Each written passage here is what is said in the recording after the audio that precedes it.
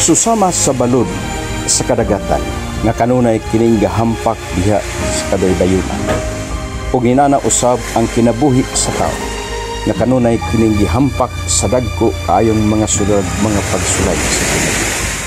Apan maningkamot kita nga gikinahanglan ato kining atubangon ug dili nato kining likayan.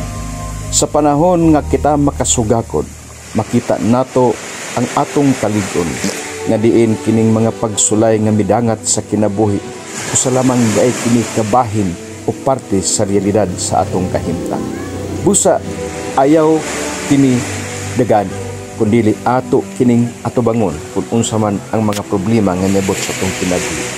Akong isulti kanimo nga kung ato kining mahimo sa pag-atubang ug pagsagubang tanang mga pagsulay atong makaya.